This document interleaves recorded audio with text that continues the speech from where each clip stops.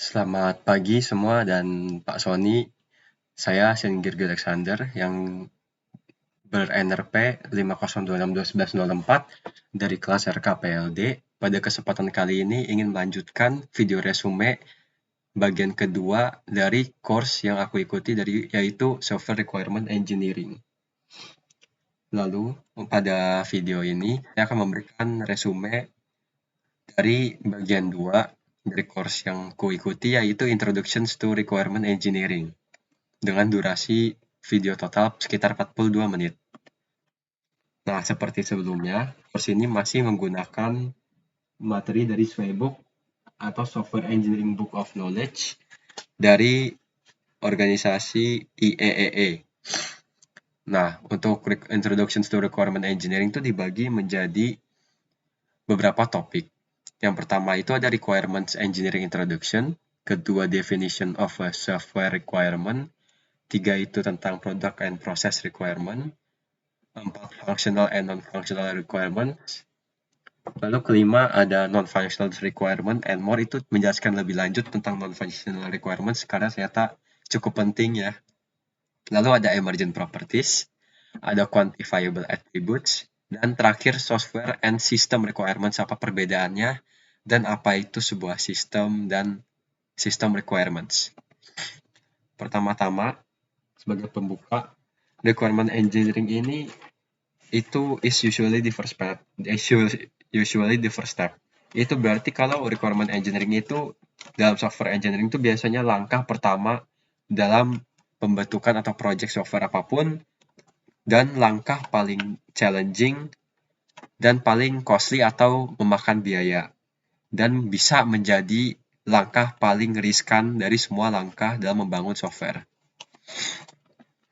Nah, tetapi di dunia kerja atau dunia korporat lainnya tidak ada sebutan requirement engineer. Biasanya mereka itu dikenal sebagai software analis, sistem analis, proses analis, business architect, project manager, process engineer, product manager, product owner, quality assurance analyst, dan konsultan, dan masih banyak lainnya. Nah, untuk requirement engineering ini diambil lagi dari Swaybook dan terdiri dari 8 subjek seputar requirement engineering ini. Yang pertama ada software requirements fundamental, requirement process model, requirement elicitation, requirement analysis, requirement documentation, requirement validation, requirement considerations, dan requirement tools. Jadi pertama-tama apa itu requirement engineer dan apa yang mereka perlu pelajari dan diketahui. Pertama itu ada hal apa saja yang mereka lakukan, dan skill-skill dan keahlian lainnya yang requirements engineer harus miliki, tools dan alat-alat lainnya yang bisa membantu dan digunakan oleh requirement engineer, teknik-teknik dan practices yang digunakan requirement engineer, orang-orang yang akan berhubungan dengan requirement engineer, mungkin itu bisa jadi client dan mungkin atasan atau orang-orang lainnya, ekspektasi orang-orang terhadap kinerja requirement engineer, dan yang terakhir ada istilah-istilah khusus. Lalu requirement engineer, apa yang akan terjadi jika software development ini tidak mempunyai seorang requirement engineer, jadi tidak memerhatikan requirements-nya. Pertama-tama, developers itu tidak tahu kapan software itu sudah komplit atau lengkap, atau dalam hal lain menyebabkan incomplete software. Testers tidak tahu apa yang perlu mereka tes, customers tidak tahu apa yang harus mereka ekspektasi berikutnya, di update-update berikutnya, maintenance berikutnya. Users tidak tahu apakah software ini sudah sesuai dengan apa yang mereka cari atau dengan kebutuhan mereka. Dan pada contoh kali ini aku ingin memberikan contoh yaitu game Cyberpunk. Saat game ini keluar dalam bentuk masih testernya dalam versi awal-awalnya, itu banyak sekali bug, banyak sekali misi yang gagal, misi yang tidak selesai, dan game ini pun orang-orang yang tadinya mengikuti game ini sehingga mereka mulai menurunkan ekspektasi mereka dan tidak tahu nih ini gamenya ujung-ujungnya bakal seperti apa, apakah playable, dan lain-lainnya. Tetapi kita juga perlu membedakan incomplete software yang sudah direncanakan, seperti mungkin ada fitur tambahan yang mereka akan ambil dari feedback secara update atau hal-hal lainnya, dan incomplete software yang pada saat launch gagal, seperti Cyberpunk ini yang pada awalnya tuh memiliki beberapa fitur yang pada launch ini seharusnya ada, tetapi tidak ada dan tidak berfungsi dengan baik, seperti itu. Lalu bagaimana jika requirements engineer ini memberikan invalid requirements atau tidak mengerjakan tugasnya dengan baik? Awalnya ada sistem yang tidak sesuai ekspektasi, sistemnya tidak sesuai kegunaan awal, dan yang paling penting itu ada banyak perubahan dalam bentuk maintenance, update, atau mungkin sebelum launch, lalu ada schedule shift, mungkin makin ngaret, makin ada perubahan jadwal yang signifikan. Nah, ini tuh mengarah ke higher cost atau biaya yang lebih mahal. Lalu bisa jadi ada extra steps karena terdapat requirements yang kelebihan. Jadi sistem semakin susah untuk digunakan atau dinavigasikan. Lalu sistem yang awalnya simple menjadi rumit. Lalu ada isu-isu dalam menentukan requirements. Jadi isu-isu dalam menentukan requirements itu seperti sebagai requirement engineer-nya kesulitan dalam mengerti requirements yang diinginkan klien, gagal membuat dan menentukan fondasi dari sistem atau software yang klien inginkan, tidak terorganisir dalam mencatat requirements yang diinginkan klien, atau terlalu terburu-buru. Mungkin ini bukan salah requirements engineer-nya, bisa dari penyusun jadwalnya atau atasannya, tetapi tetap saja pada kasus kebanyakan itu tetap karena requirements engineer-nya. Lalu aku ingin bicarakan tentang cost of repair. Jadi pada contoh kali ini kita membahas tentang life cycle fase penyusunan software. Pertama itu ada penyusunan requirements, design, coding, unit test, acceptance test, dan maintenance. Dan seperti yang kita bisa lihat, semakin lama proses ini berjalan, semakin mahal uang yang perlu dikeluarkan untuk merepair hal-hal seperti bug, seperti menambahkan atau menambal bug seperti itu. Jadi sebagai requirements engineer, kita harus memastikan untuk kita menyampaikan repair ini atau hal-hal yang diinginkan klien lainnya yang berhubungan dengan kita di fase requirements. Sehingga itu semakin tidak merugikan perusahaan dan membuat proyek ini semakin sukses. Lalu ada propagations of error atau perlambatan dari error-error sedikit. Jadi pada awalnya seorang requirements engineer akan memberikan spesifikasi. Mungkin ada yang salah atau kita bisa lihat sebagai faulty specification. Dan karena tahap kedua tadi designing, mungkin terdapat faulty design atau desain yang berdasarkan spesifikasi yang salah tadi. Nah, lalu dari ini tuh makin merambat lagi, semakin banyak hal seperti programming errors, programs based on faulty design, program based on faulty spesifikasi.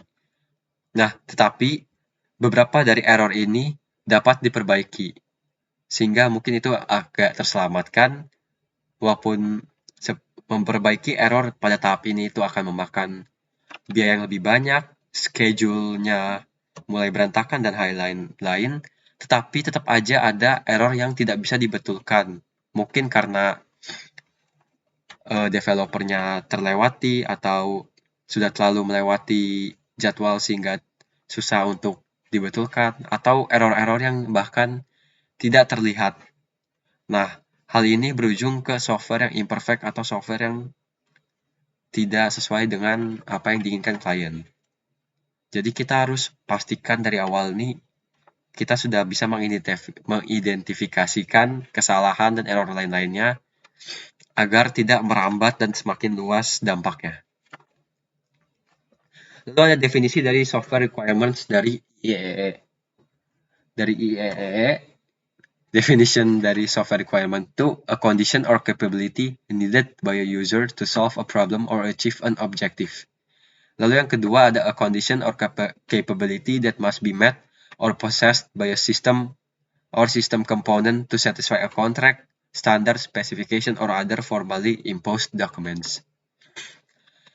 Lalu ada definisi dari requirements dari Swaybook yang dirilis dari organisasi IEEE itu.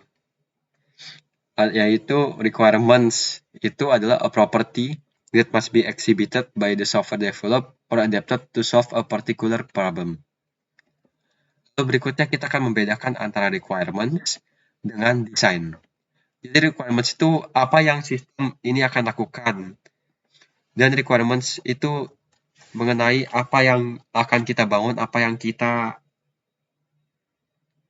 kita bayangkan sistem ini seperti apa dengan klien dan lain-lainnya. Lalu desain itu bagaimana cara kita membangunnya. Jadi requirements itu mendefinisikan karakteristik fungsi dan kapabilitas software, mungkin fitur dan hal-hal lainnya. Jenis user dan peran. Mungkin untuk contoh yang gampang itu pada game seperti ada admin, ada bandhammer, ada itu admin yang di bawahnya, ada user lama, ada user yang baru, dan lain-lain. Interface eksternal interaksi dengan software, yang nanti kita akan bahas lebih lanjut. Spesifikasi, safety, dan sekuritas. Faktor manusia untuk user interface, dan data definition. Lalu untuk interface eksternal interaksi dengan software yang tadi saya bilang akan dijelaskan. Pada contoh ini itu aku mengambil contoh aplikasi saham yaitu Ajaib. Jadi yang di atas itu ada user itu melambangkan kalau kita tuh memberikan input ke Ajaib atau ke software atau aplikasinya seperti kita ingin membeli saham misalnya BBCA atau Bank BCA. Nah, dari aplikasi itu mungkin ada banyak interface eksternal yang berinteraksi, tapi pada saat ini saya hanya akan menggunakan contoh stock brokernya yang akan menuliskan dokumen, surat-surat, dan hal lain-lain untuk membeli saham itu. Lalu saham itu datang ke aplikasi Ajaib itu, dan juga untuk dokumen dan apa-apanya akan diberikan ke email user. Itu seperti itu, interface eksternal interaksi dengan software. Lalu selanjutnya kita akan membahas tentang product requirements dan proses requirement. Untuk product requirement menjelaskan implementasi yang diperlukan untuk mendukung proses requirement, seperti development style guides, dan lain-lain. Dan proses requirement itu kebalikannya, yaitu menjelaskan aktivitas yang diperlukan untuk mendukung product requirement, seperti mengimplementasikan max development cost, sehingga budgetnya itu terurus dan mencapai sales price requirement yang maksimum. Lalu selanjutnya ada product requirement dan proses requirement lebih lanjut. Untuk proses requirement itu termaksud hal-hal seperti programming language. Mungkin software ini ingin dibangun menggunakan bahasa Flutter, bahasa Dart berarti bahasa Java, dan lain-lainnya. Database, entah ya ingin menggunakan SQL atau non-SQL seperti Firebase, teknik verifikasi, safety dan sekuritas, dan lain-lain. Lalu proses requirement ini termasuk proses lengkap tahap pembuatan dan pemakaian yang harus diikuti dari awal sehingga akhir. Dan proses requirement itu diberikan langsung oleh atasan organisasi atau mungkin juga feedback dari customer atau klien dan lain-lain. Lalu untuk product requirement itu ada terbagi menjadi dua, yaitu functional requirement, yaitu apa yang software itu bisa lakukan dan apa yang user bisa lakukan dengan software itu. Mungkin ada beberapa yang dibatasi atau tidak, misalnya game tadi, ada admin atau bandhammer yang bisa memberikan ban terhadap orang-orang yang melakukan cheat. Nah, tapi user biasa itu tidak bisa melakukan hal itu. Nah, itu seperti itu. Lalu ada non-functional requirements atau NFR atau quality attributes.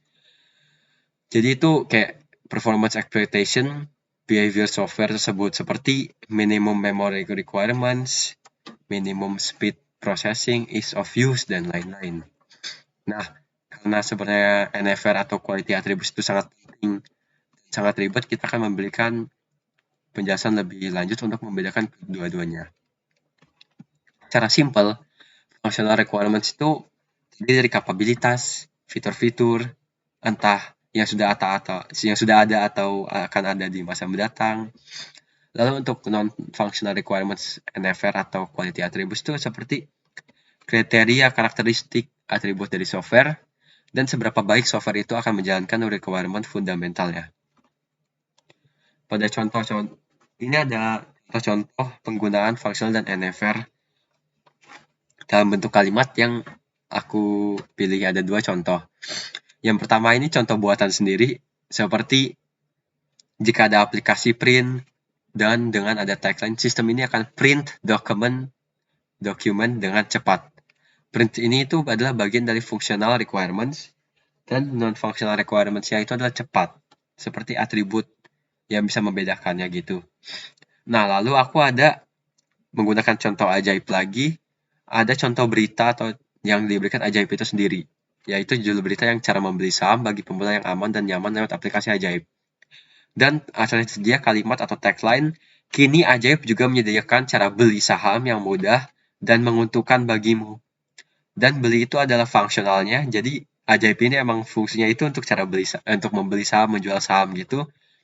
Dan untuk non-functional requirements-nya itu mudah dan menguntungkan bagimu. Mungkin itu mudah itu menjelaskan bagaimana membeli saham di aplikasi ini sangat mudah dengan UI UX yang bagus, dengan desain yang good looking, dan menguntungkan mungkin ajaib ini memakan pajak yang kecil, dan hal-hal lain-lain.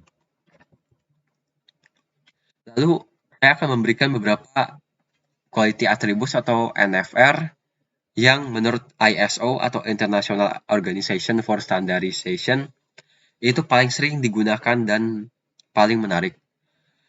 Jadi ada ketiga NFR atau quality attributes yang suka orang-orang keliru bahkan di skala profesional, seperti yaitu efficiency, efektif, dan efficient. Efficiency itu cara atau seberapa baik software itu memanfaatkan resources yang tersedia. Jadi jika software ini memakan 1 GB, 1 GB ini dipastikan dimanfaatkan software ini dengan baik dan sepenuhnya, dan tidak membuang-buang space. Untuk efektif itu software menjalankan kegunaannya dengan baik, dengan cepat, dan lain-lain. Efficient itu software melakukan kegunaannya dengan baik sambil menggunakan jumlah storage dan resources yang tepat. Mungkin seperti gabungan antara efisiensi dan efektif. Dan beberapa contoh-contoh lainnya saya berikan seperti integrity, usability, availability, dan lain-lain. Lalu ada non-functional requirements atau quality attributes. Pada contoh ini saya memberikan Firefox, karena Firefox itu seperti kalian lihat, terdapat banyak plugins, extensions, themes, dan lain-lainnya. Dan ini tuh sangat melambangkan fleksibilitas yang akan kita bahas. Jadi flexibility itu seberapa mudah untuk melakukan perubahan terhadap software itu. Mungkin itu menambahkan fitur seperti extensions, themes, dan plugins yang biasa pada Firefox bisa dilakukan oleh admin atau user-user atau oleh siapapun, membutuhkan bug dan lain-lain. Dan software itu sangat penting untuk menjadi software yang fleksibel seperti pada video berikutnya. Karena software yang tidak fleksibel itu software yang tidak didesain dengan baik. Karena software itu sangat perlu fleksibilitas. Selanjutnya ada emergent properties. Emergent properties ini biasanya di service oriented software. Seperti ini. Ring central atau flash caller yaitu berupa call center. Jadi emergent properties ini requirements yang muncul dan perlu dites setelah software tersebut selesai. Misalnya pada availability, call center ini bisa dicek setelah app jadi. Jadi bagaimana telepon sistem, information system, operator itu, dan aplikasi ini berinteraksi menjadi satu untuk mencapai tujuannya. Atau pada contoh lain itu ajaib. Kayak kita bisa ngetes cara aplikasi ini, seberapa cepat aplikasi ini membeli saham, sambil berinteraksi dengan stockbroker dan orang-orang lainnya. Lalu ada quantifiable attributes atau parameter untuk mengukur NFR atau quality attributes hingga mencapai hasil yang kita inginkan. Pada contohnya itu seperti kita bertemu dengan klien yang meminta software yang good looking. Lalu kita melakukan testing atau cara mengetes quantifiable attributes itu kita memberikan software ini ke 15 testers perihal penampilannya.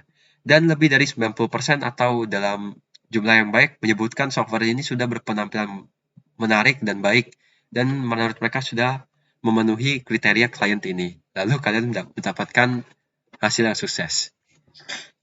Lalu ada relationship between software and quality attributes. Jadi nggak semua NFR atau quality attributes itu non-functional requirements itu kita bisa miliki ya. Mungkin kita perlu menjadi selektif dan menentukan apa visi dari software dan apa kegunaan utamanya.